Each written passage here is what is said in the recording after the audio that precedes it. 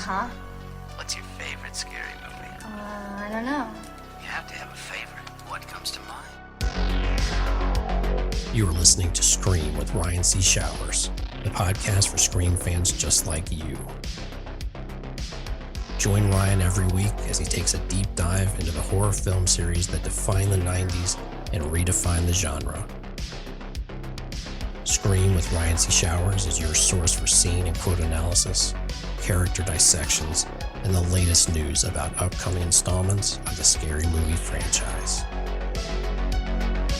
I hear you like horror movies, Kirby, but do you like them as much as him? Hello, everybody. Welcome to the Scream with Ryan C. Showers podcast, where the film critic meets the Scream fan twice a week, every Tuesday and Friday. I'm your host, Ryan C. Showers. Thank you for joining me for today's episode. Before I go any further, I need to thank the producers and administrators of Scream with Ryan C. Showers. First, I need to thank TJ Jones, who does all of the graphic design work from the podcast. Also, I need to thank Ashley Summers, Mark Vieira, Sarah Campbell, and Sam Levy for helping me keep the podcast and Patreon community afloat. Thank you to everybody who subscribes to the Patreon at any and every tier. I'm an independent entity, so any bit of support that comes into the Patreon goes back into the podcast. Joining the Patreon gets you ad-free and early access to every episode, as well as the opportunity to join the community of the show. We have group chats across social media. In particular, Instagram is really the hub of the podcast community. More importantly, joining the Patreon is the vessel in which you would use to come onto the podcast, either in a one-on-one situation with me or a small panel. In addition, there's a guaranteed invite every month to a big group Zoom recording about a Scream topic. An exciting feature of the podcast is the audio commentary episodes. Every Scream fan knows what it was like listening to Wes Craven do the audio commentaries for the original trilogy and Scream 4, with Marianne Maddalena and Kevin Williamson and Patrick Lussier. And what I'm trying to do for my Patreon subscribers is I am going to be performing an audio commentary of a Scream or a Scream-related movie, one per month, every month. And my goal is to try to approach these as I'm doing deep analytical analysis about the characters, about the themes, about just general reaction. So it's something that I'm really proud of and I hope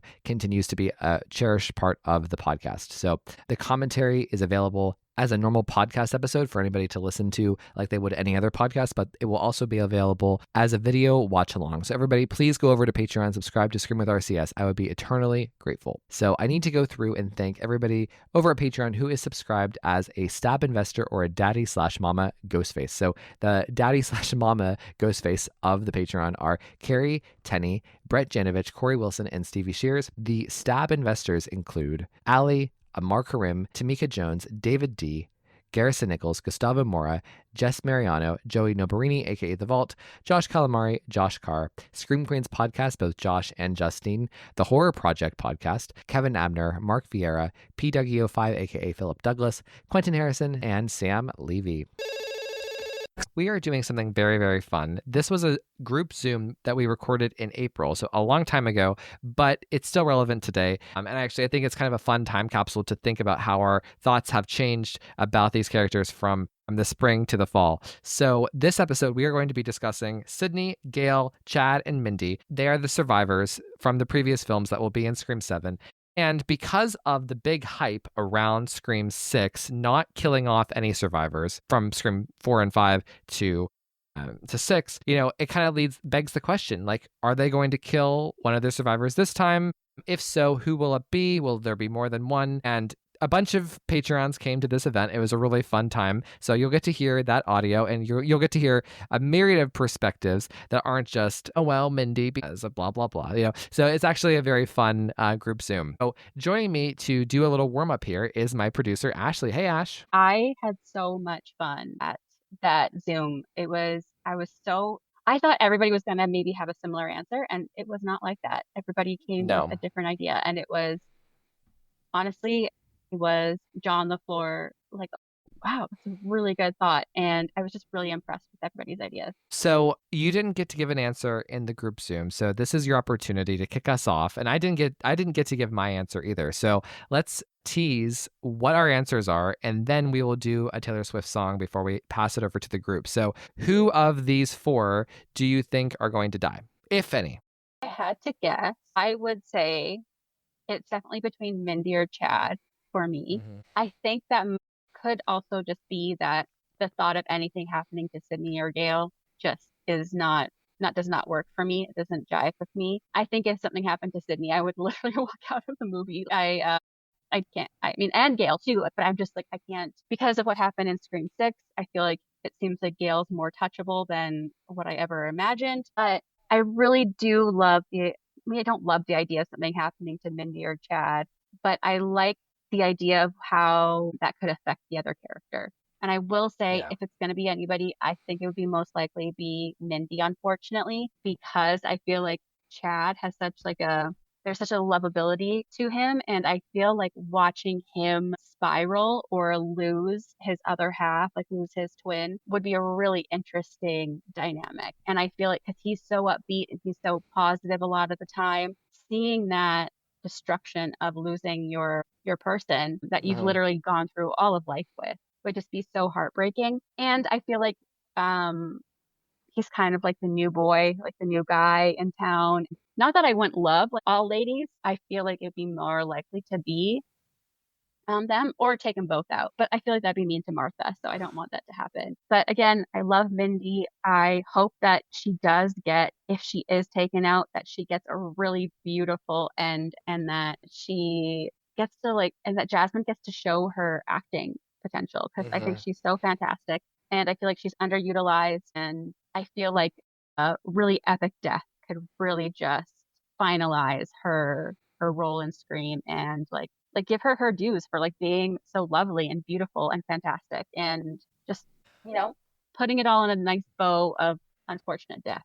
There's so much going on in Scream 7 and they are going to be there, but from like what we have heard, I don't think that their roles are going to be as prominent as Gale. And I just don't think that they are going to be what they were in Scream 5 and 6 anymore. Like they are going to be somewhat decreased in their screen time, I think. So a part of me thinks that we're going to sail through another movie without any survivors getting killed just because you can't kill Sidney. This is her story and she's going to continue, in Scream 8 and 9. Gale, they just had the opportunity to kill her and they didn't. So killing her now would be like a womp womp.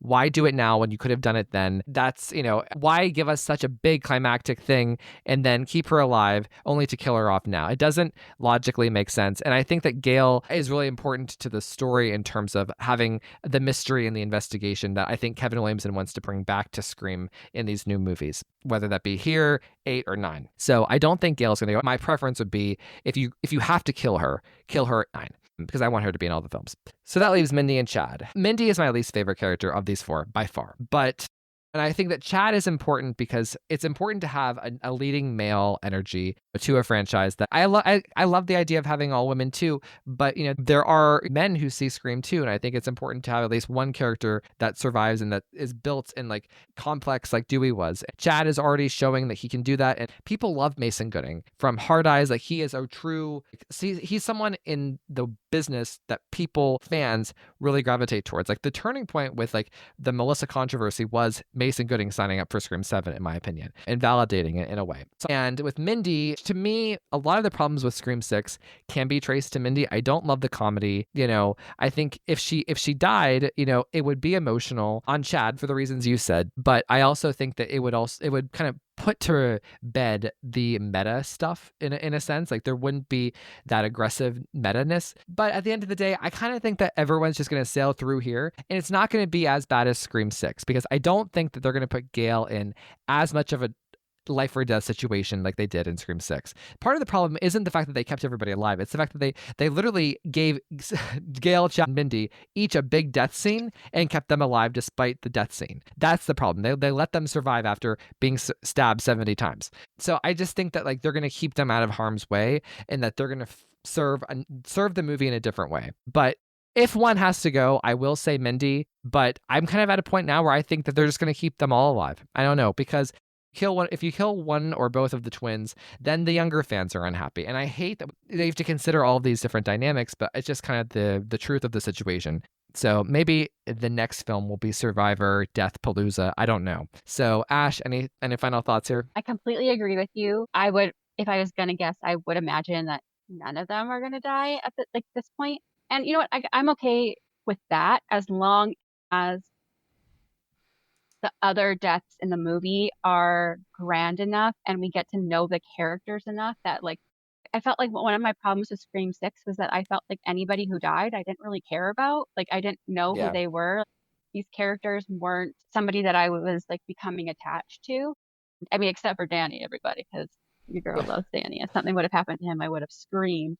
But I just feel like if they have a way of like, if they're not gonna, the four are staying, I just want to have a connection to at least a couple of the deaths being like having like my heart hurt in a way where it's like maybe I don't necessarily love that character, but I know how important it is because of the characters that we love. That was my biggest problem with six is that I was like, I don't care about like, I mean, this is interesting and fun, but like I don't care about any of these people. And I don't really think any of our majority of our characters didn't really care about them that much either, like except for like maybe Annika, but I mean, poor girl. But I mean, just like it just wasn't executed in a way that like I loved.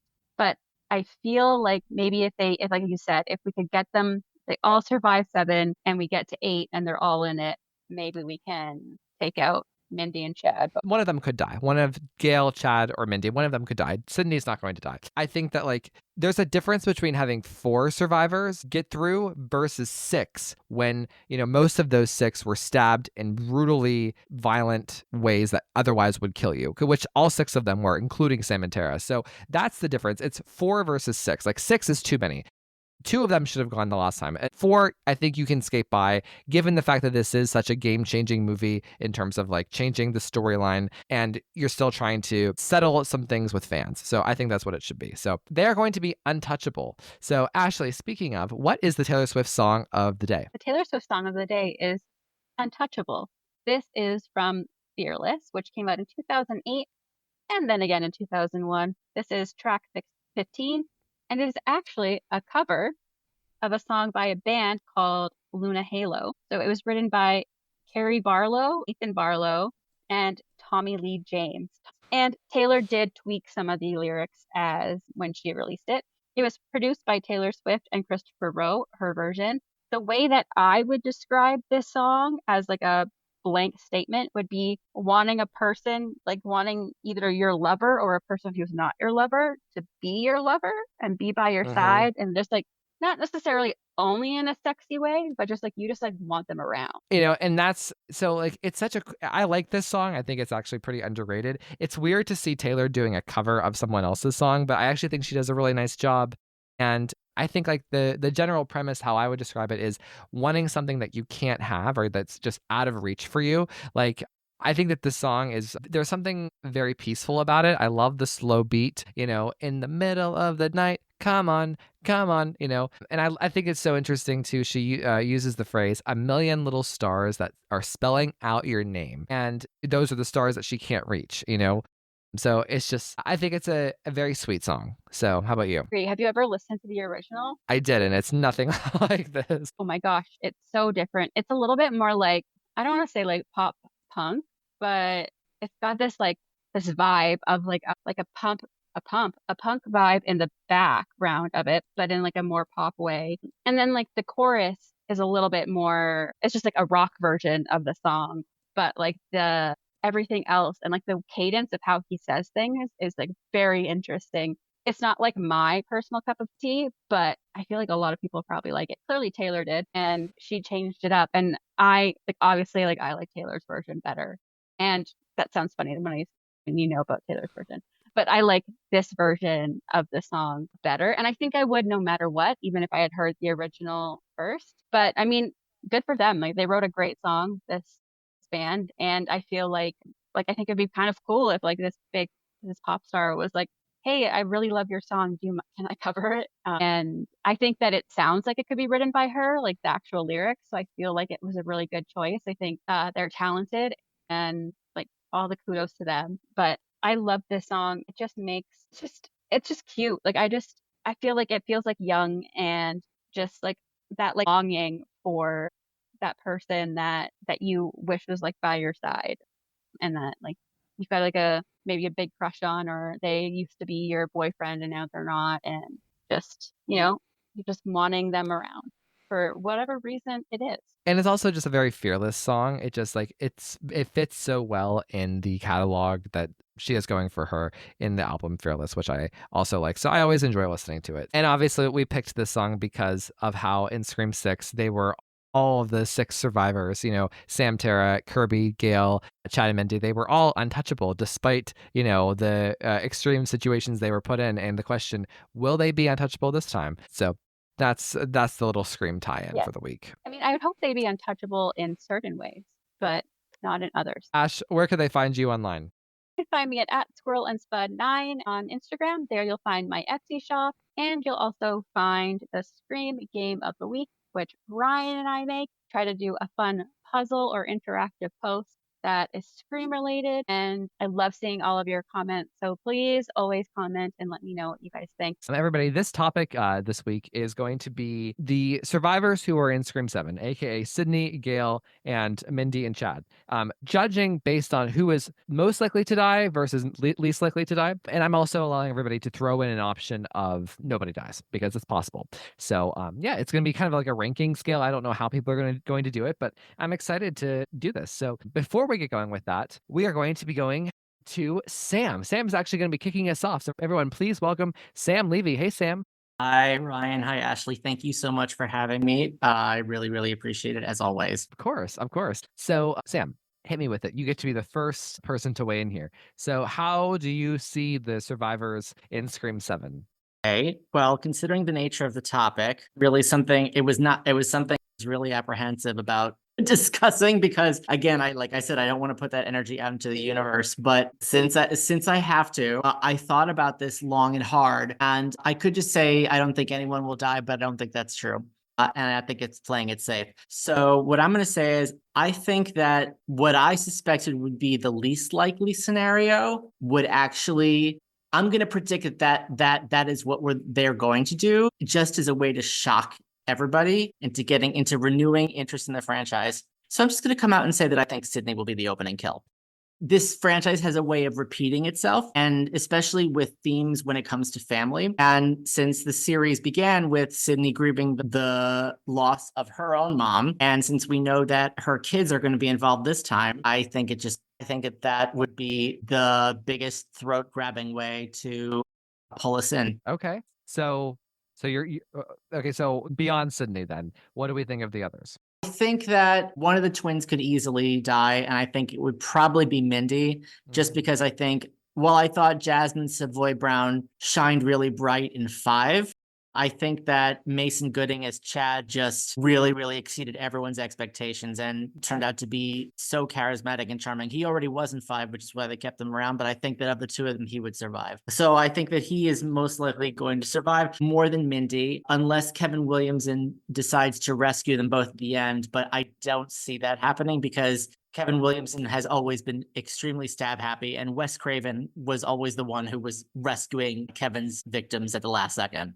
Let's just put a fine tooth comb on this. Like, Wes was doing it responsibly versus what Radio Silence did, which was just save everybody, stab everybody a million times, but save them. Whereas Wes was he had the bigger picture in mind. And I know especially regarding Scream 4, people have some opinions about but I think it was a brilliant commentary. But as far as Gale goes, yeah, she could also, listen, anything is possible. Since I opened with what I think would happen in the opening kill, I think after that, anything is possible. But I don't think that they would kill off the last 2 remaining legacy characters in the same film. I really don't.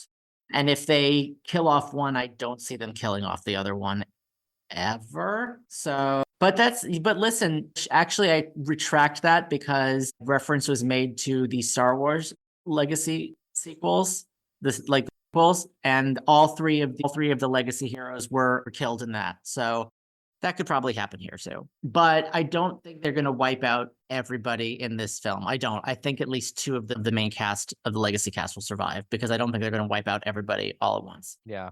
Now, I think that that's a good rule of thumb. I think that I think 2 is the max. I think 0 is the minimum, 2 is the max. And it could be a variety of whatever. Yeah. Personally, I feel like Chad should be a paraplegic at this point. But knowing that, aside from that, I think I stated my piece. But thanks to your enthusiasm and thanks to being part of this, increased my interest in seeing Scream 7 finally. I appreciate that. I know sometimes when you wax poetic, sometimes you stick your foot in your mouth. I really appreciate being a part of this group, and I'm so glad I found you all. So, and yes, I can finally say that I was always going to see Scream 7, but I mean, now I can finally say like, oh, I'm actually looking forward to a little bit more than I was. So thank you all for that. Propaganda worked. I wore you down, Sam. Okay. So, Sam, thank you so much for coming and for making time for me and Ash. Well, thank you. So good to see you both. Ryan and Ashley, enjoy your evening. Bye, Sam. In the meanwhile, our friend Allie, who never misses a zoo, she wasn't able to come tonight. So she sent me her thoughts via text. She says, I hate to miss it, but ... So her thoughts are, I think it is likely that we will see Mindy or Chad die, or both. Gale and Sidney, I'm predicting both survive, especially if they're already teasing us with talks of a Scream 8. But I don't think the Meeks will make it. At least not both of them. If we lose one of them, my money is on Mindy. She just doesn't feel strong enough as a character for me. I liked her in 5, but she felt a little flat in 6. I feel like we will see our core legacy leading lady survive. So I think that's pretty. If I had to take, I'm just taking a wild guess here. I've only heard from Sam, but by the end of the night, I feel like that is going to be the majority opinion, like the consensus. So all right, I'm gonna admit everybody. So my sister's here. Sit down, Abs. All right. So this is funny. All right. So Joe, all right, you're up. Sidney, Gale, Chad, and Mindy. Or nobody, they all survive. Who do you think lives? Who do you think dies? Go for it. So, we had this conversation earlier, and you can't kill Sidney off because she's the OG, right? And so if it was me, now again, nobody really listens to my opinion and it doesn't really matter. If it was me, I would kill Mindy off first. I don't know if you guys like Mindy. I'm sorry, but she's just not my cup of tea. She's got to go. So if it would be, I think it would be her. And then honestly, I think Gale. Oh wow, why Gale? I just have this gut feeling. It's right here. But don't you think so? I mean, there's two. People like Chad. I mean, I like Chad too. Chad is. And there's no more guys. There's no more guys, and like I love girl power, but at the same time, like we can't.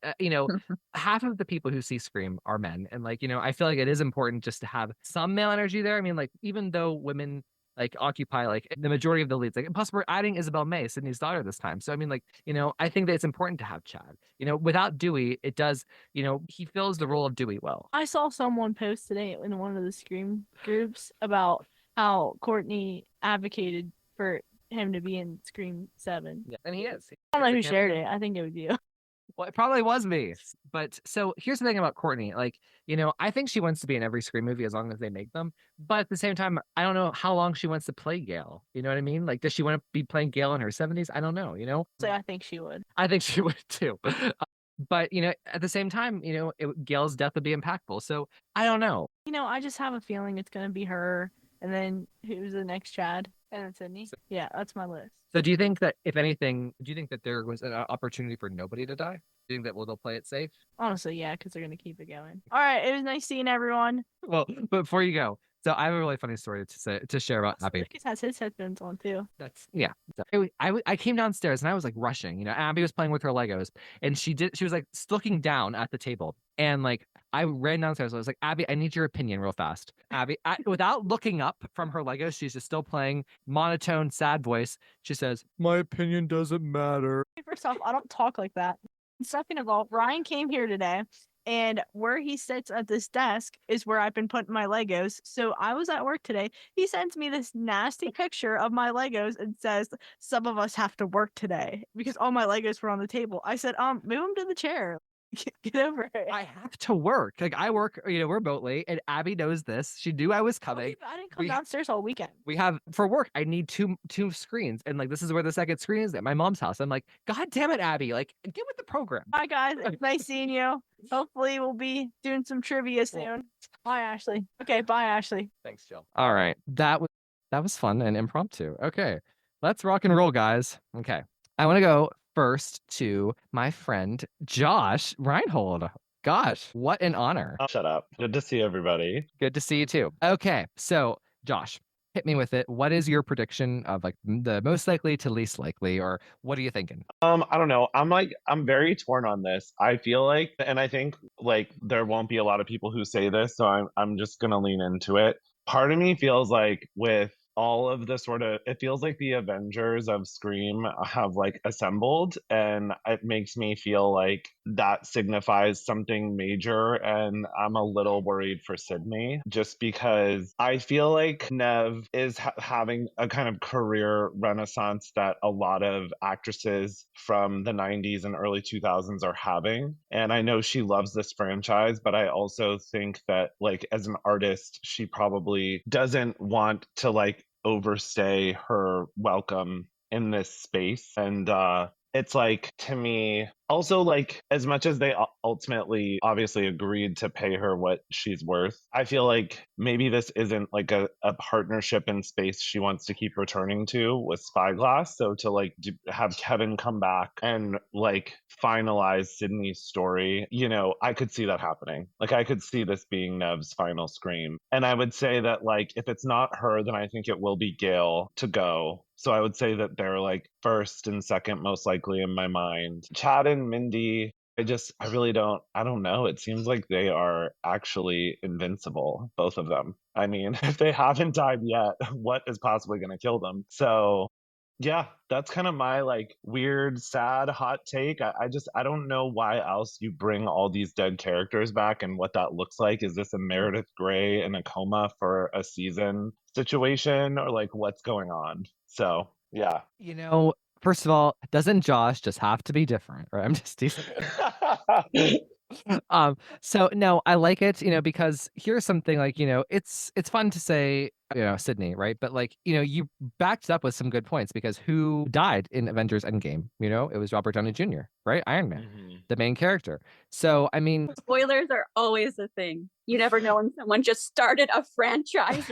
So spoiler alert, guys, Drew Barrymore dies in Scream. So I'm starting to feel like I think Courtney has a ton of fun with it, but I also think that like I know that it's like fun to romanticize Courtney's like involvement in Scream. Like it seems very obvious from like a casual outside perspective that she sort of just like, whatever, I'll show up and do whatever you tell me to do. And like, I just love that like there was an interview where she like wasn't sure if her character ever went to college in one of the movies, and someone had to like be like, no, not you, but like the kids were in college. You were covering a story. And she was like, oh, right. And it's like, I get it. Like she was filming Friends at the same time and like going back and forth. But I think she does really enjoy it, and I think she sort of understands like the significance and sees it, like wears it as like a badge of honor. She feels like there's like a real cool factor, which is fun to see, especially when you sort of counter that with like the energy Jenna brought to it. So sorry, this is my little Jenna shade. I don't know. I like, of course, I would love for both of them to live. It just feels like Kevin got brought in so late in this game. So, like, it's not like he pitched a new trilogy and Spyglass was like, great, let's like run with this vision and like do a 3-movie arc finalizing like Sidney's place in the franchise. That doesn't mean that he couldn't take what Guy had, make it his own, and use it as the jumping off point for that. But it's something about bringing everybody back. I'm just like, this feels like a lot. And especially like Courtney fighting to bring David back, it's like, it makes me feel like this could be it for like Scream as we know it. Not that, Spyglass won't continue to squeeze whatever money they can out of it, but I don't know. I don't know. Maybe I'm wrong though. Well, I like hearing Josh's point of view, because like, I think most of us are inclined, and I do think that Josh will be wrong. I think that Nev will survive. I think Sidney will survive, and she will be an 8 and 9 if they do that, I think about Gale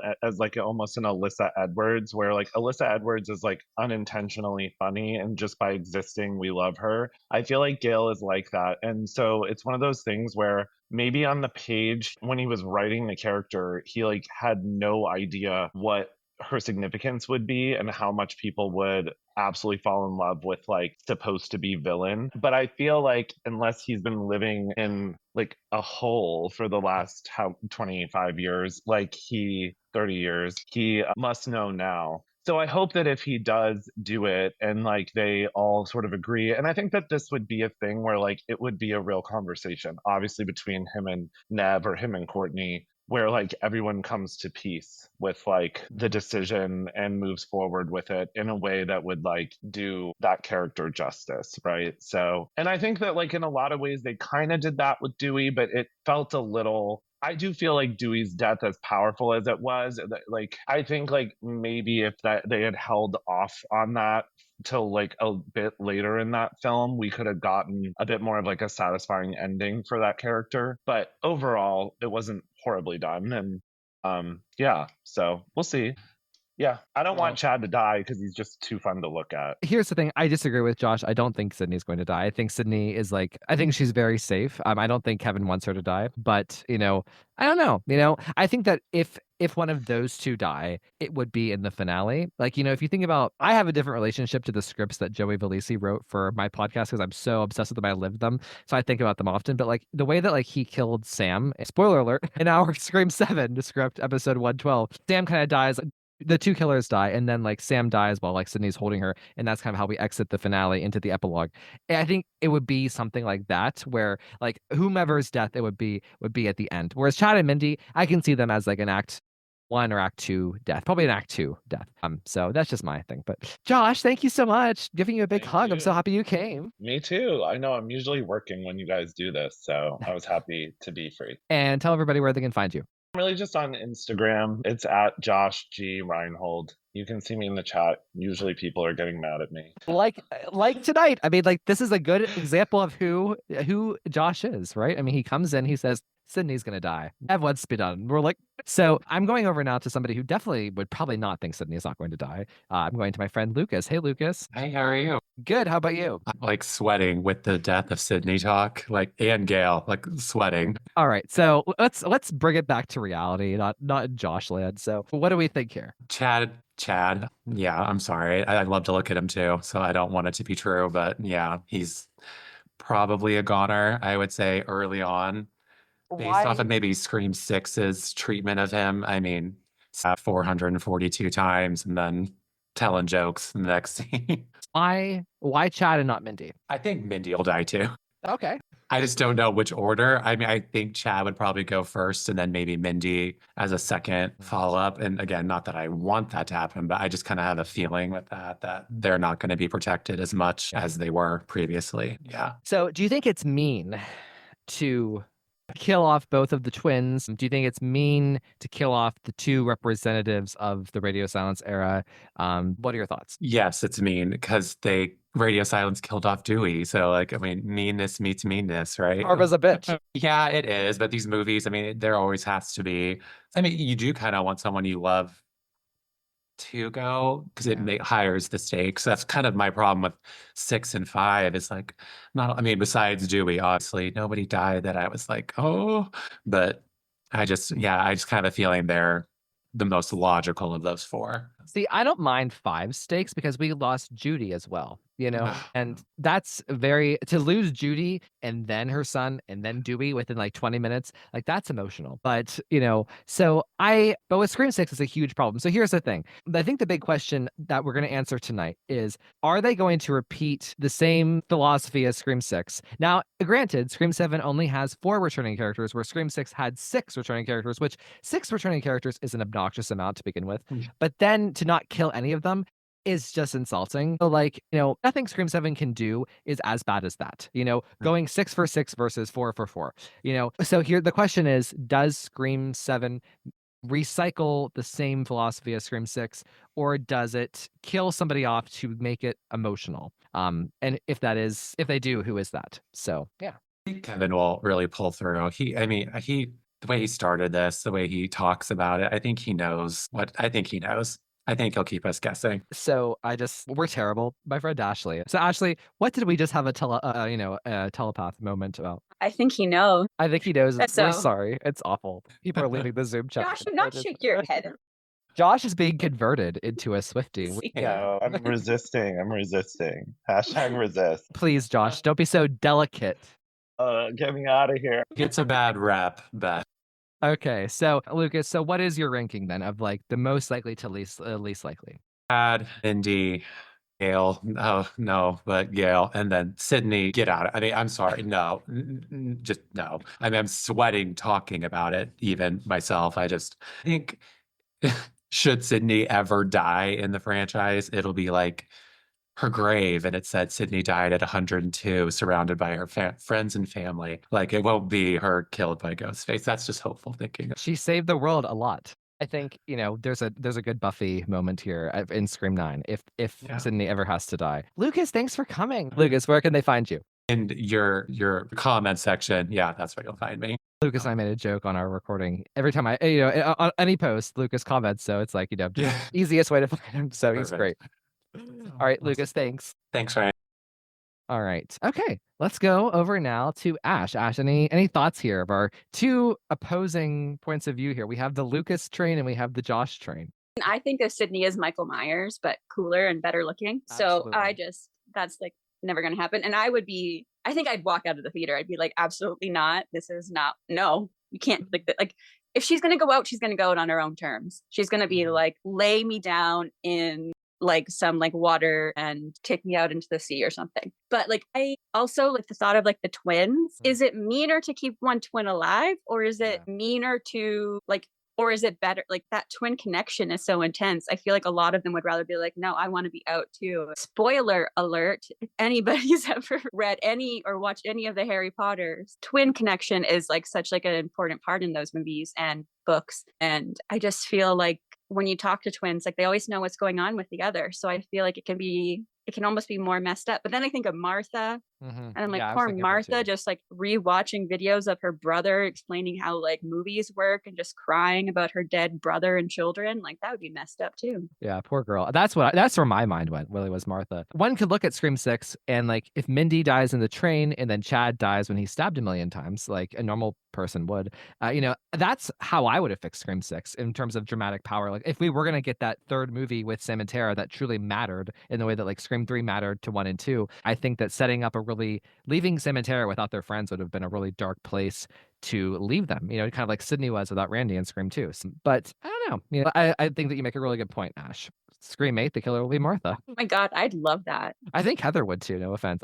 How have you guys seen how like brutally mean Heather can be in Princess Diaries? We all know that she could play that part really well. And I have read every single one of the Princess Diaries books, including the ones that came out like 6 months ago. So I know that character, Lily Moscovitz, very well, and she could be a great killer. Awesome. Well, okay, let's move on now to our friend Bria, and then we're going to hit Garrison and Carrie and work our way through the group. So Bria, hit me with it. Hey, everybody. I honestly think Mindy would be the only one to die out of the 4. I think if they killed Chad, I'd be pissed because he should have died in 6 if they did like double Ghostface and stab multiple times. But yeah, and I honestly think he's just like the new Dewey too. Like I don't think they would want to take that away. And obviously Gale and Sidney, I don't think they would die in this one. Absolutely not. If anything, it will be the last Scream movie. Bria, you make a really good point because one thing I've heard about Gale is like, you give her that scene in Scream 6, that show-stopping moment of the movie, right? And you bring her this close to death. And then to just kill her in some silly way in Scream 7 or in a less like, big moment setting the stage kind of a way, it would feel anticlimactic. Like for what they did in 6 to just let her survive to get killed in, I don't know, just by a gunshot or something less extreme, in the next one. So I actually think that your theory about Chad is basically the same as what I just described about Gale. Is like you give them this really tense scene and then they survive it. To kill them in the next movie seems kind of like a shrug. Whereas Mindy, her scene wasn't as brutal. It was clear that on the train she wasn't dead. She wasn't anywhere near dead. Whereas Chad and Gale, they were both kind of trailing off. You could have reasonably foreseen that they died. Thoughts? Yeah, like I totally agree. Like with Mindy's death, like she was only stabbed like once, where with Chad, he was stabbed multiple times by 2 different people at the same time. Yeah. So I just think it would make more sense if Mindy would die than Chad would. And for me, like I kind of agree with Bria. Like Bria's position is my position. Like I also just think like kind of going to see what Ashley said. Like I think if Mindy dies, giving Chad that little darkness or like that humanizing him with a death of the sister in a future movie would be really good for his character development. And I think that we could get a lot out of that in the next couple of movies. So I like that idea. And I think that killing her would be very emotional and like, well, maybe we don't have to have a rules scene anymore. So Bria, what is your ranking again? So Mindy, maybe like 70%. Oh wow. Okay.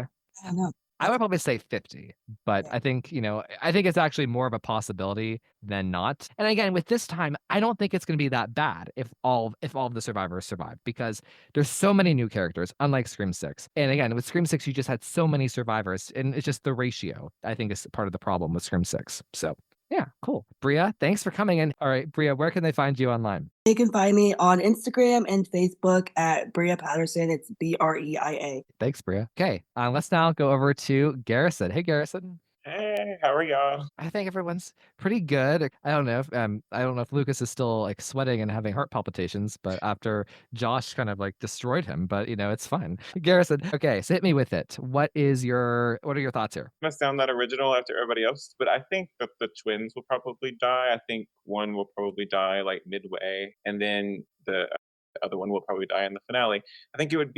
Honestly think it would be Chad midway and Mindy at the end, because I think the consensus is that we need I know other people don't agree that you need to kind of save Mindy, have her character have a redemption, and I think that's a good way of them being attacked, or she has to mourn Chad for the rest of the movie, and then she has an ending where she is killed. But it's I think that gives it some emotional weight. It's some characters that we have had for the past two movies.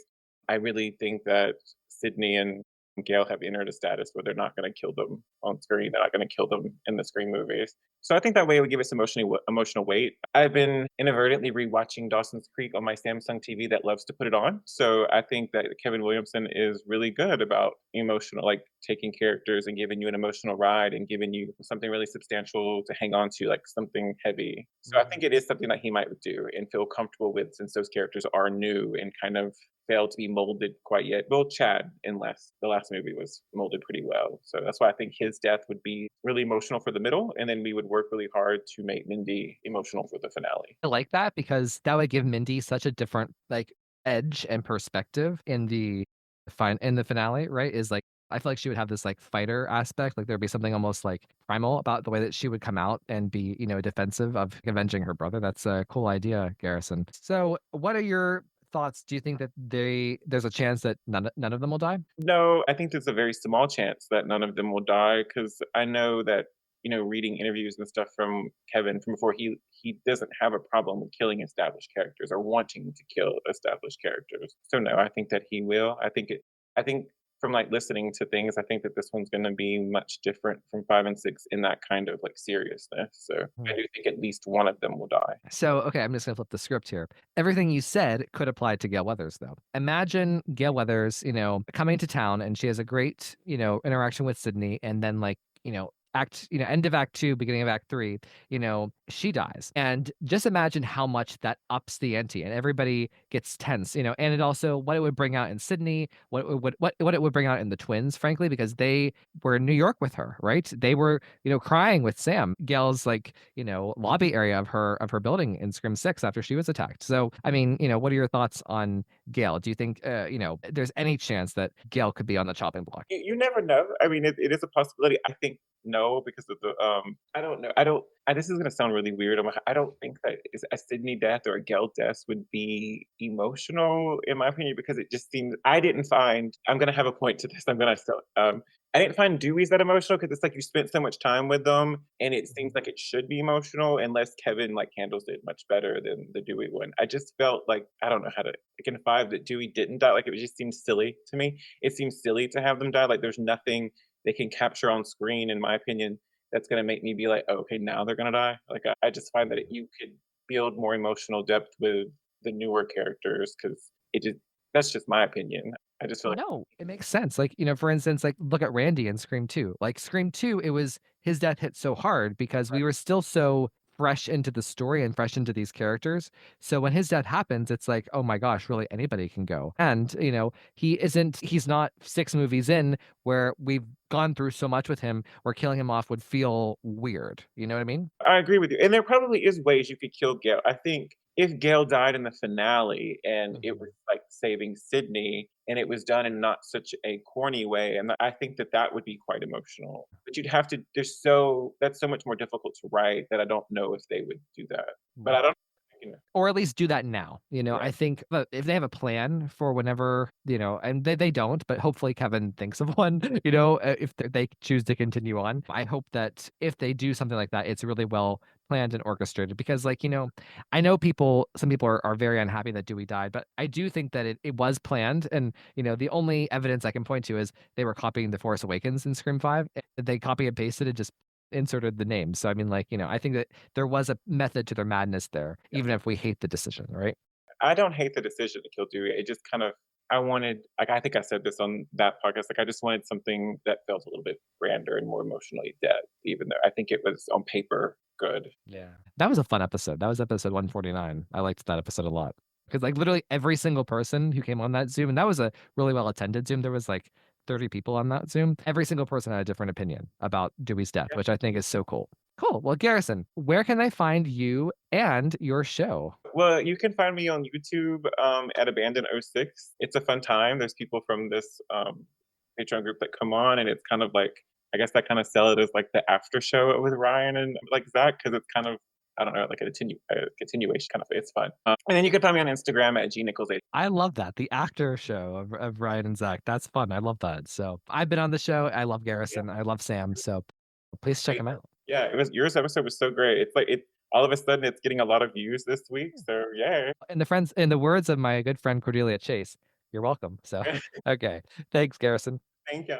All right. So Garrison invoked the words Dawson and Creek. I can't go to anybody else next other than my good friend Carrie. Hey, Carrie. Hello. How are you? Good. How about you? Good, thanks. So Carrie, this is our first podcast since we went to the 90s Con convention. I know. You took me to my first convention. Yeah, and I was so happy to help you with that. All right, Mrs. Dawson's Creek. First of all, how often did characters die on Dawson's Creek? Well, you have one coming up in season 2 and a major one at the beginning of season 5. Okay. Yep. All right. And then in the finale, which you already know about. Which, yeah, we were in line at the convention, and we wait hours in line at these conventions, and Carrie's like, "Well, let me tell you about the series finale of Good Dawson's Creek. I know you're on season 2, Ryan, but let me tell you how the show ends." Actually, you asked me. I did. Didn't we watch part of it? We watched some of it. A retrospective that's on YouTube that has Kevin in it. Yes. So Carrie and I, after the convention, one of the nights, we watched this retrospective. It was an hour long, and we got to hear Kevin talk about and be interviewed about Dawson's Creek, which was just interesting for me, both for Dawson's Creek because I'm watching it for the first time, but also just to hear Kevin because he's making a movie right now, and I just want to hear his thoughts and the way his brain works. So yeah. It was a good watch. So Carrie, what do you think here? In terms of Scream 7. Okay, I'm going to flip the script a little bit. Okay. This might be a little controversial. I just have this feeling, and I could be wrong. I have a feeling Gale is going to be, she's going to die, but this is going to be a little controversy. Bear with me, because I think she's going to be the opening scene. Okay. I think there's got to be a way of how Ghostface, whoever it is, to Sidney, to where Sidney lives. And I think Gale is the key. I'm going to assume Gale is still in New York, and we go from New York to, I don't want to say where it is because I don't want to spoil anything for anybody where Sidney lives. But I mean, I could be wrong. I definitely do think if it's not, I definitely don't want Gale to die. I would love to keep her forever. I mean, Courtney Cox does say, I'm the longest running Scream Queen, so I guess I can't stop now. Mm-hmm. Yeah. So, but that's the only thing I could say too is that she may be the opening scene because it's shocking, kind of Drew Barrymore-esque, but also because I think that you would need something drastic to get to Sidney. And you make a good point about the last thing you said. Imagine Sidney learning that Gale Weathers is dead, and then none of her allies that she's been with through all of this with, she's completely by herself. Like that would be tough for her. And I think it would shake her in a similar way that like Cotton's death shook her, but like in such a deeper way. Because even though she has a complex relationship with Gale, there's a lot of meaning and a lot of evolved emotion there that would make her feel really alone. And that's why I don't think she's going to die, but I think that Kevin wants to save that for like a prime arc, like in 8 or 9, like at the end of 8 or in the middle of 9. Yeah, maybe. But I definitely think, because Courtney kind of was confirmed, and I think she filmed much late than everyone. That's another kind of indicator to me. And it doesn't seem like she filmed that long either. Well, listener, I've picked up on a bias of Carrie. I think Carrie's biased. I think Carrie wants Courtney Cox to be killed off so that Courtney Cox has the extra free time to do conventions and so that she can complete this, and be part of, am I right? But yeah, I just think it's got to be some kind of major catalyst to get Sidney into the picture. I mean, yeah, granted, it could be an attack on her daughter. Right. Who knows? I think the second most likely person to die would be Mindy. And then I think Chad. I definitely think Chad is the new Dewey. So I think he's going to be around for a while. Mindy and Chad. I call them the Wonder Twins because they've been stabbed so many times, but yet they're still alive. I definitely think Sidney is in it for the long haul. I don't think Kevin would never kill her off. Unless it's like the last one and something so drastic happened. So, I was actually thinking this since Josh started the conversation off with a big drop, a big bomb about like Sidney will be the one to go. I was thinking about like if Sidney had to go, maybe a way to end Scream 9, if they do 8 and 9 and they complete a nice trilogy here is like we flash forward, into like, 20 years and we learn that Sidney like died peacefully in some way. I think that would be like a way to kind of give that character some resolution without having her be a victim of a slasher. No, I don't want Gale to die. I love her character. I mean, I definitely think her lame phone call attack in Scream 6 was maybe practice, but I could be wrong. Okay. Well, we like to hear it. So I like the different opinions here tonight. So Carrie, where can they find you online? They can find me on Twitter at NerdGirlMD, NERDGRLMD, or on Instagram at Carrie_Tenny. Awesome. Cool. Thanks, Thank you. Carrie. Thank you. All right, so let's go over now to our friend Blake. Hey, Blake. Blake, are you there? Hey, Ryan. Oh, hey. Hey, Blake. How's it going? It's going good. I've just been listening to everyone's excellent opinions. Cool. Yeah. I am most concerned about Gale. Okay. I've been thinking about this all day because this morning when I was thinking about the topic, I just thought to myself that I really did not know who was most likely to die out of the 4. I mean, I think Sidney is safe for sure if they want to make an 8th and 9th movie, but I'm not convinced that an 8th and 9th movie is necessarily needed. I feel like this is a chance for them to go out really strong and on a high note. I mean, like I think Josh said, they're gonna milk this franchise for what it's worth. So anyway, most concerned about Gale. That's who I decided I was most concerned about this afternoon. And it's just a gut feeling. I just feel like Kevin did not come back to not play a serious game. I think he's really going to give us a film that is going to rock us. I think because Sidney's family is probably going to be safe, that means that Chad and Mindy are like in serious danger. I think Chad, as someone else said, is the new Dewey. And I think he's like a strong male representation that the franchise needs because every male in the franchise is basically dead or a psychopath. So it's nice to have this strong male character who is a protector and also handsome as hell. So I hope he sticks around. But yeah, so if I had to rank them, I'd say Gale, number 1, 2 is probably Mindy, 3 is Chad, and then 4 is Sidney. I actually don't. I actually think that there's a real logic to what you're saying here is like this idea that Gale has been through this 7 times. This is her 7th movie. Like, and if they do kill off Gale, like, in some ways, I could see wanting to give Mindy and Chad a chance to really blossom. I think the fact that you're taking Mindy and Chad away from Sam and Tara is really, really important for both of those characters to really become their own individual, unique people, separate from the identity of the core four or just, whatever they were in Scream 5. And, a way to do that, to give them space, would be to kind of, push Gale out of the way. So I'm not saying I want that, but I think that it doesn't, they can still do that with Chad and Mindy while having Gale around. But I don't know. So Blake, I like your thoughts and the idea too. It's very much on the table that 7 could be it. I mean, this could be a finale disguised as a reboot. I don't know. So we'll see. But I like your ranking a lot, and I think that specifically you hit the nail on the head about why Chad is so important to the fandom and the franchise now. Like, it's so weird to me to think like just how much people have just open armed Chad in a way that I don't see happening even for someone like Tara. I just feel like everybody really is enthusiastic about Chad and about Mason. In fact, I think that moment when he was announced in December as coming back, that was the moment of the Scream 7 cast announcements, besides Scott Foley, and then the realization that all these older characters would be coming back that are dead. That was a big moment too. But when Mason came back, you could just feel the energy shift. The plates shifted in the universe when Mason Gooding was announced as coming back for Scream 7. What are your thoughts, Blake? I mean, I agree. I mean, you summed it up perfectly. Gosh, Mason Gooding, I think Mason Gooding and Jasmine Savoy Brown, I think, are going to be an integral part of this film. I think if the series continues, I see a Sam, Tara, Chad, and Mindy reunion in the future, possibly the core four that was built upon. If in a perfect world could have them all in a movie together, I think that would be great.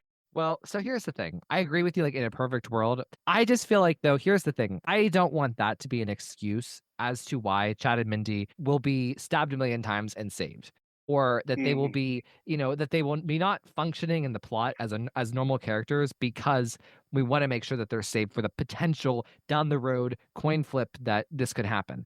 I think that if you're going to have them in the movie, have them in the movie, have them be, have them take risks with them. I think that is what you need to have really great, amazing characters. You know what I mean? So I don't want that. I don't want it to be if having them survive makes sense, do it. But I don't want them to just continue on to survive. Just crossing our fingers. Maybe Jenna decides to come back. Maybe, we can bury the hatchet with Melissa.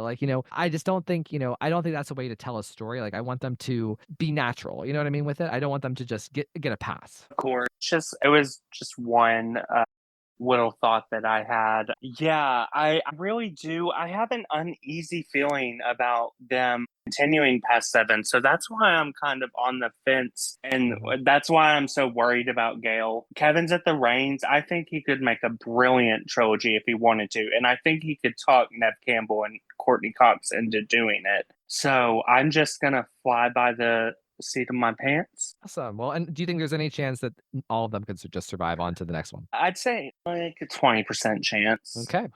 We like it. We've had a high, me as a medium, and you as as a low. So we like it a lot. And here's the thing. I think Josh Reinhold, he really summed up Courtney Cox and her participation well. She comes to have fun. I feel like she almost treats being in a Scream movie like she treated an episode of Friends or an episode of Cougar Town, where it's just a weekly job. I think that she wants to do it and be a part of it as long as it goes.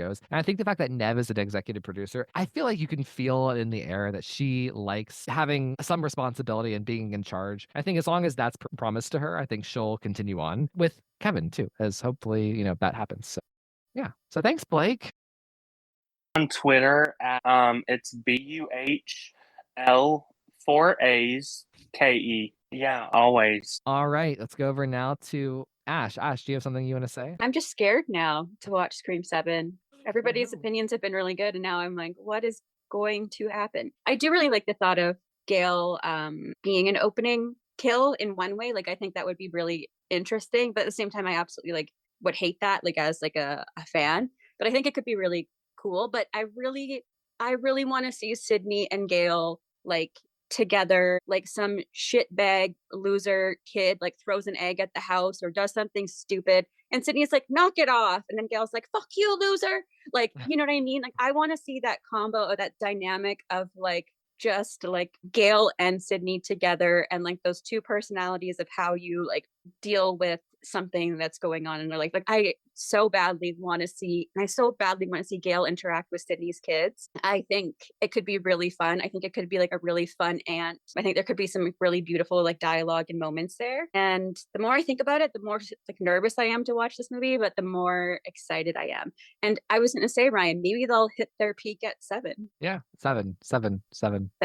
Okay. So I need to bring Josh back in here because this guy, like, he's kind of gotten beaten up since he spoke at first. So, Josh, any thoughts on anything since, No, well, just in reaction to what Ashley just said, like, I think I said this on a Zoom not that You long. did. Well, yeah, like that would make me so happy. Like, I really think it would be so funny if Gale was like closer to one of Sydney's daughters than Sidney is at the moment because she's in her like teen I can't stand my mom phase, and like jokes from Gale like, does she hit you too? Like, I don't know, you know what I mean? Like, it could just be so funny, and like that would make me really happy. I tried so hard to like turn off the like inside industry part of my head, but what Carrie pointed out like does worry me in terms of like seeing how long Courtney was in Atlanta and how long she wasn't, and how she was able to come and go from set while she was there pretty like easily. I wasn't even trying to pay attention to that. It just sort of revealed itself. So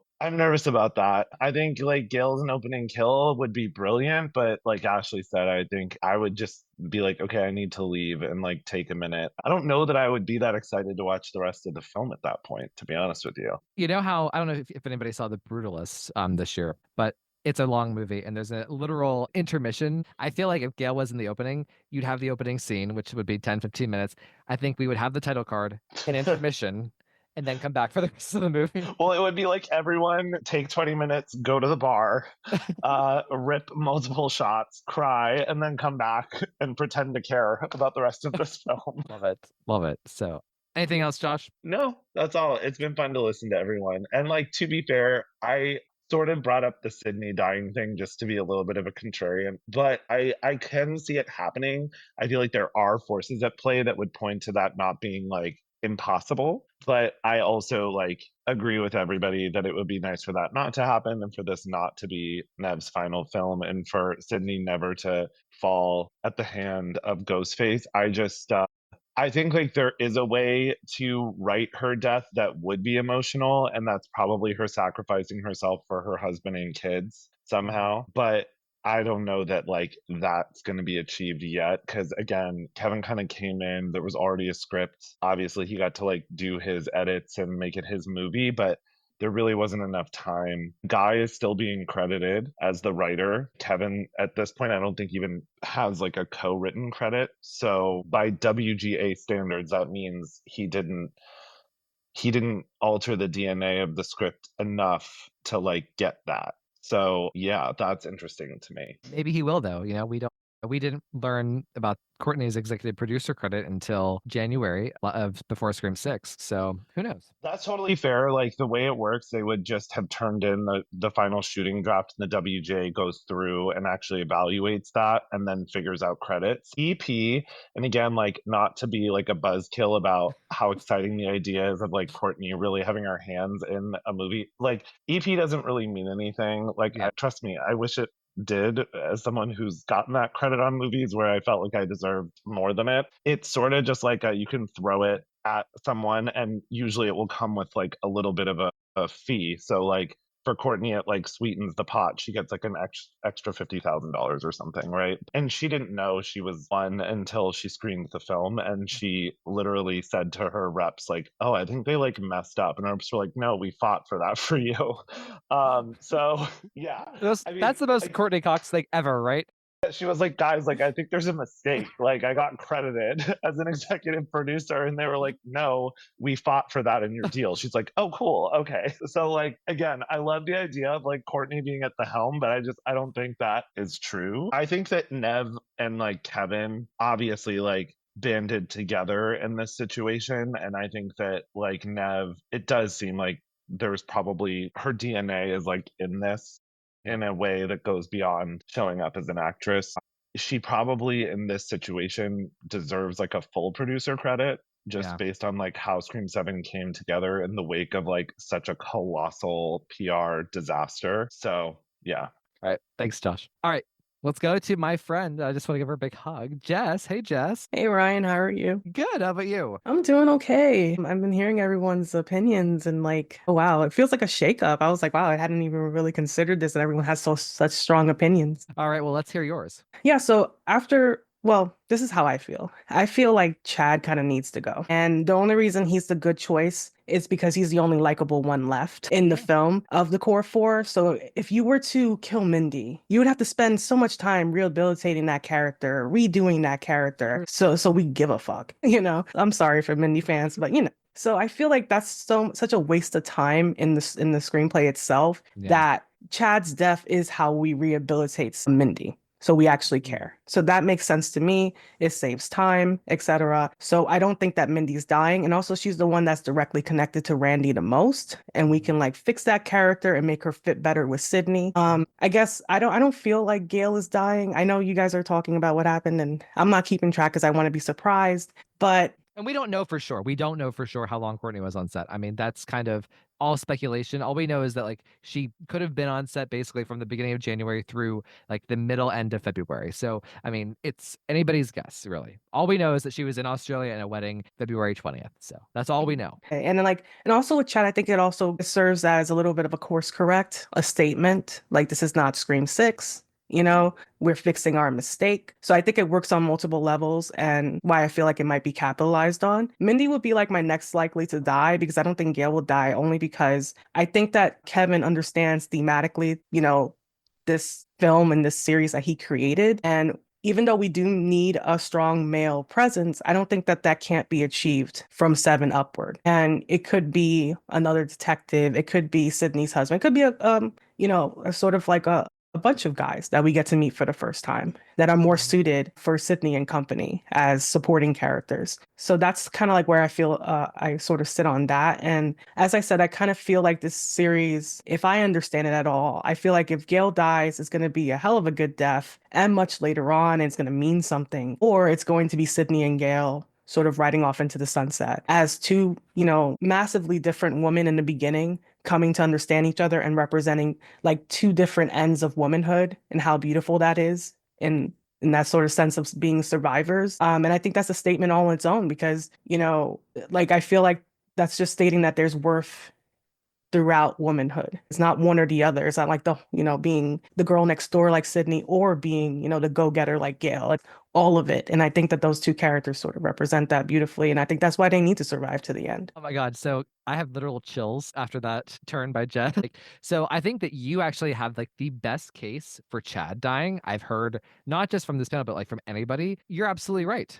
Mindy isn't really that likable after Scream 6. Oh, did I miss the monologue again? I'm running down the street even though I was stabbed in the abdomen. That doesn't work. No, I got my eyes on you. No. So I think that's a really good point that Chad was the literal heart of Scream 6. Everybody left Scream 6. Listen to us talking about him tonight. Like everyone truly loves Mason Gooding. We are so whether it's how attractive he is, how charming he is, like his presence, what he brought to this Scream 6, Hard Eyes, whatever. Like he is very, very likable. You are absolutely right. If he goes, that is a huge dagger to the heart of people watching. You're absolutely right. And why waste the time with Mindy in Scream 7 when you are introducing Sidney's family and her daughter and her friends and her, Sidney's best friend? Like, why would you waste the time to rehabilitate Mindy to the extent needed to kill her off? And you're right. We rehabilitate her through the death of her brother. Like that is just like, my mind is blown. You deserve like a huge round of applause for that. Well, thank you. I think that just makes sense to me. And you're right. Like, and because I think like the idea that like Chad has to survive because he's the man. And like there's some truth to it, but like, that doesn't mean that same dynamic can't be replicated with other male characters.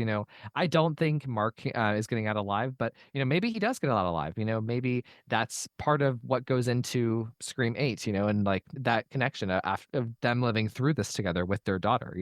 Who knows? So I think you make a lot of excellent points, and I think that you also summed up why. Like I think the relationship of Gale and Sidney, even if Kevin even if like the Kevin Williamson of like 2011 would have thought about killing Gale Weathers, I don't think you can watch the scene of them like hugging and crying in Scream 5 and think like, oh yeah, like this is so easy. We can kill Gale off and it doesn't matter that much to Sydney's story. I think that like they bring out something great in each other, and I think seeing them like on screen together in Scream 7 will really solidify this connectedness that they have that represents our journey through the series and like the two different types of women that they are. I think you said it beautifully. Love it, Jess. Yeah, I totally agree. And I think that Josh has such a wonderful, does she hate you too? That's such a great line, and to see the two of them together, and especially if she does lose Mark, which is likely, to see Gale be there and be part of the family and like step into a role that she's always been like 1 degree separate of, whether it was Dewey or anyone else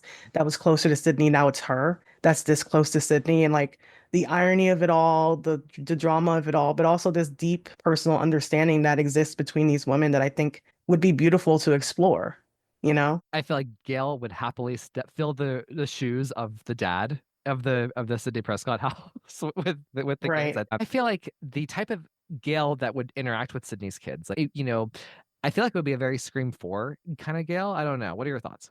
I want, honestly, quite honestly, because Gale, I would like it to be a little bit of an opportunity to like sort of explore Gale in a different way, right? Because she could be kind of silly, Scream 4, devil may care Gale, or this could be a little bit of a reflective Gale, what her life could have been with Dewey. I mean, we don't know how she feels about having kids. Maybe she never wanted them, but maybe she wanted a sense of family at some point with Dewey, which doesn't need to include children. And seeing her like finally achieve that with, let's say, Sidney is, bittersweet, with the person she probably expected the least to spend her the last edge of her life with and find some belonging and some intimacy with in that way, not in the in a rainbow way, but like just in that intimacy of survival and be like, they were so at odds and now they're here and closer than ever. So I do think that there are different ways to explore it. It could be reflective. Of course, it's going to be sardonic and funny because it's Gale.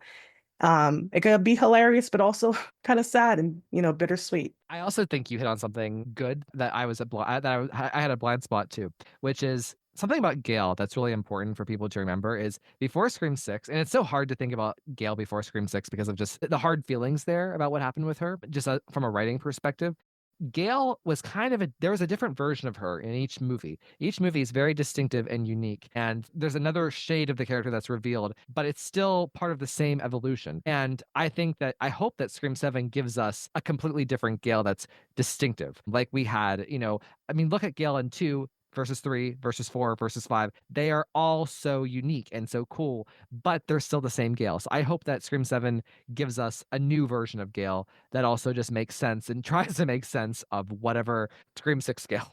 Yeah, I mean, like, think about it. Like, she could be so invested in Sydney's survival and the survival of her family, whether it's because, she lost Dewey, or whether it's because this is how she finds meaning now. It could be a version of Gale that is motivated, I guess similar to like Joey's 8 to some degree, but maybe a tad bit more explicit, is motivated by making sure that this one thing stays intact. That's where the investment comes in and how she can be a unique. And also, this also pays off a little bit on the Dewey thing because she is going to be, I guess you could say, a little sadder and a little bit more reflective because of Dewey's death. Sydney means so much because of Dewey's death. And frankly, because of her attack, right? In Scream 6. We don't know how that's going to impact her. And I hope that she gets that internal drama. I hope she gets it.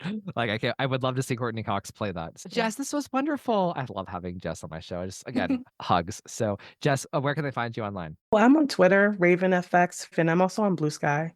Just ghosting around. I don't really post, but I'm there. And, it's so funny. The number of people who just randomly bring up to me, Jess, like, people saying, oh, I love that girl that was on the requel essay with you. She was so smart. She was so great. Or, the number of people that put your name in like the survey that they want to do an episode with you. Like, I think you finger snapped your way to prove everybody why. So thank you so much, Jess. Thank you. Yeah, it feels so great to hear that. I'm so happy that people, even like what I have to say. And it's wonderful always stepping in to do the podcast with you, Ryan. Thank you so much. Of course. All right, let's go. We have 2 more left here. Let's go to my friend Brett. Hey, Brett. Hey. So hit me with it. Well, I would also have to agree with some of the people on here that even though I really do love Chad, I actually really do but honestly think that he is possibly gonna go this time around. Yeah. Yeah, I think that's a good point. I think I just said it better than anybody, right? That Mhm. like he's the Yep. heart and he's the way to make us really care, right? I also think that the way to do it would possibly be he possibly goes out trying to save. This seems like it sounds like I'm going back to Dewey again. But because it would be awesome to see it, but he goes out of his way to save Isabel May's character Mm-hmm. from possibly also trying to suffer the same fate as almost what happened with Tara, but Yeah. in a different way. He goes out of his way to save her. Right. Yeah. I think that I would love to see interaction between Chad and Tatum or Isabel May's character. So would I. So, what about Mindy? Mindy, I think that she is gonna stay Okay. because like Jessica and everybody and some others have said, her arc is not fully developed because in Scream 5 she was more like a bitchy Randy in a way, but I loved her. But then in Scream 6, she became the silly bitchy Randy, and it's just like you're kind of playing the same thing, and it's not fully on developed. So, are you thinking Mindy, yay or nay in terms of dying? I would have to say nay. She is not dying. So, where does that leave Sidney and Gale for you? Definitely those ones, they're staying. They're not dying. I cannot see them dying because, like everybody, like some others have said, I would love to see Gale. The only way I would love to see her die is definitely in the finale. But as Jessica even said, I would love to also see her. I don't know if she's fully on said this, but it could be messing it up a little bit. But I would love to see Gale go out of her way to save one of Sydney's kids, or preferably Sidney herself. I would love to see that because that would bring them even more closer than ever before. Right. I mean, well, yeah. I mean, and also it would show just this a full circle, for Gale Weathers, where she started out using Sidney as like a tool in her quest for the story, and she evolves so much over 30 years, right? And then she ends up literally saving the girl who started out punching her in high school, right? So, for that is a quite a long journey for them, and I love that. That would be so cool. And I can definitely see Gale having interactions with Tatum because every time I'm hearing about Tatum and Gale, I keep thinking that would be like perfect. Like she's the aunt of Sydney's kids. Well, not by blood, but like by friendship in a way, which would bring them also close. Because we all know Tatum's going to be kind of like the Billy character, but not like evil. Not evil because she's one of the main targets this time around. So, Brett, tell me. So you have Chad, then Mindy, then Gale, then Sidney, right? So what do you think is the percentage that they all? I'm gonna have to say 99. So you think that okay? I think that's a I love them all too much. I want to see them. I want to see all of them live, but again, I do want to see one of them at least go out with a bang this time around. Like, because like we all know, this one needs to have, because with Kevin back, this needs to be serious. This cannot be straight up like a little, like a lot comedy, kind of like Scream 6, where it had a lot of comedy, hardly any horror, and it was just, we need to bring it back to, we got to bring it back to basics again, like bring it back to full root. First Scream needs to be scary. Anyone could be the killer. Blah blah blah blah blah. We need that back. So I like what you're saying here, and like it's funny because as somebody who railed against Scream 6 and like kind of like pointed out how frustrating it is that nobody died. Now that push comes to shove, I'm like, I don't know if I want any of them to die, because I think they all have a place in Scream 7 and possibly beyond. I think that the problem with Scream 6 and what makes this different is there's only 4 versus 6. I mean, 6 was a lot. Did have a lot of people, and a lot of those people that did die in 6, a lot of them were just randoms, and then all of a sudden we got Annika dying, and then Mindy's all like, oh my god, she's dying, no! And then all of a sudden it's like, she didn't even freaking care. Bring back the realism of Scream. That's what I want to see, is the realism, higher stakes, a higher risk. I want to see this be more serious. That's the Scream I grew up watching. It needs to be serious. Well, Brett, great job tonight. Thank you. Where can they find you online? You can find me at Blue Sky and Twitter, same name, Scream4Fan, and on Instagram, Angel Allen J. Thank you for being part of the Scream community, Brett. Always. Awesome. All right, let's go to Alex to finish us off. So, Alex, what are your thoughts? Ryan, hi. Hey. I really mean that. Hi. Hi. Gosh, I just got it. Wow. Well, of course, you're saving the best guest for last. So I appreciate that. Well, so hit me with it. What are your thoughts here? Gale's going to die. I don't think it's going to be the opening, though. I mean, that'll be bold, but I think having somebody like Gale die in the opening would take away from what we want to see with Sidney and her family, having her peace a little bit, seeing them established as a family before Ghostface comes and attacks them and wreaks havoc, all that. But I think you do need someone like Gale to die to make it more impactful. Kind of like how Randy died in Scream 2. How Dewey died in Scream 5. You need a death like that, where it's a fan favorite. Yeah. And like I'm all for the impact. You know, I was thinking about it like I'm kind of mad at Kevin. It just this is a very silly thing, but like the fact that he in the press for Scream 5 he talked about Randy and how he regretted killing Randy. I'm just like, but killing Randy, in my opinion, is like one of the best decisions in the entire franchise. Yeah, I'm sorry. Just to expand on what he said, was that he regrets killing Randy so early on because he didn't think he was going to go beyond 3. If he knew it was going to go 4, 5, and 6, he would have kept him just a little bit longer. You know, he said that in his interviews. Right. So that's the added context. But like, I just think that the decision to kill Randy in Scream 2 is so important to what Scream is and like the best parts of Scream. And especially like the arc that the original trilogy goes on for Sidney, for Gale, for the whole story. Like, I think it's that level of seriousness is important. So I appreciate you bringing that to the forefront here.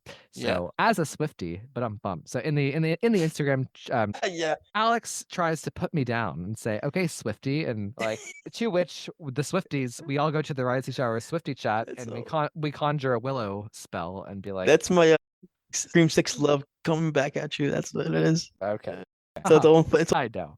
Okay. So Gale, you think Gale's a goner? What about the twins? That's a tough one actually, because you could kill one of them off. If I had to pick one, probably Mindy. Only because you guys already mentioned Chad is like the new Dewey, and killing him off, like who would be the new Dewey again? Like would it be Mark? I don't think you want to replace a new Dewey with another new Dewey, you know? So I think Chad's a little more safe in that. And killing off Mindy wouldn't be as impactful to Sidney, I don't think, because they don't really know each other. That's true. I mean, we know her. I mean, unless they have a lot of scenes together and they bond together because the Randy connection there. I mean, that's really the only connection they have with each other at this point before we even see Scream 7. So I think she's 50-50. I think that's an excellent point, actually. That Sidney is the main character again. Yes. What matters to Sidney? So there you go. If you follow that logic, I guess it's Gale. I think with Mindy, it's a bit different because of the Randy connection, and you can say we can kind of fake that they knew each other in Scream 5 because whatever, right? But and it just depends on how it's developed, right? And even so, like I don't know, it could work. But I see your point. It's actually a really good one. What about Sidney herself? I think she's safe. I really don't think Kevin would kill her off, and that's not plot armor excuse. I really think even if this is the last one with her, I really don't think she will die. Right. I wouldn't accept that. I'm sorry. I don't like it. I like you guys over like that with Gale. I don't like that with Sidney. Nah, she's 100% safe, I think. No, honestly, I think if I pulled the Patreon right now, like the entire Patreon, I actually think that people would, if they had to choose between Sidney or Gale to go, I think Gale would easily go. I think no one wants Sidney to die. Right. Alex, what is the chance that we pull a Scream 6 and all the survivors? 0% chance. 0%. Wow. Because okay. you cannot do that again back to back with none of the returning characters dying. Okay. I mean, I know a lot of you guys had a problem with that with Scream 6. You have to keep that energy of Scream 7. And I think Kevin is a smart enough filmmaker. I mean, this is his baby. He will not pull any of his punches. So here's the thing. Okay. I really don't think so. I grant you that. But I'll give you this will be actually a good way to kind of ease out of the podcast. By the way, guys, had an amazing time tonight. This has been a great recording. Loved everybody who came. Loved what you said. Really awesome job, everybody. Just remember, if things were different, Patrick Dempsey would have been back as Mark Kincaid, and I think from what I heard, there was like a Patrick script and there was let's just say a Joel script or a recast script. Yes. Where we changed the last names and a couple other details.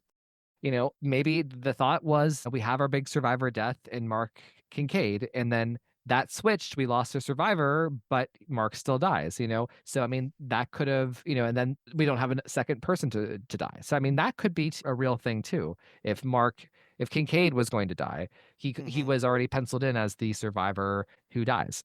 When you take him out of the equation and you still have the rest of the script as it is, I mean, it could end up like that. Wait, that's a good point, because if he was back, he would have been in my top of our list to die. Yeah. Way over Gale, I think so. But we got a new Mark here, so I think we need to establish this new character more and get to know him before, if he even dies. I mean, that's another 50-50. Maybe the trailer will give it away. Who knows? I will not give it away. We are not manifesting another trailer that gives away it. We're gonna see him stopping Ghostface from stabbing somebody, and I'm like, oh, there you go. Ash? Yeah. Okay, here's a question. Do you think that the trailer will divulge a death, a big death, like a death of like Mark or one of the survivors? Are you asking me? Sorry. Yeah.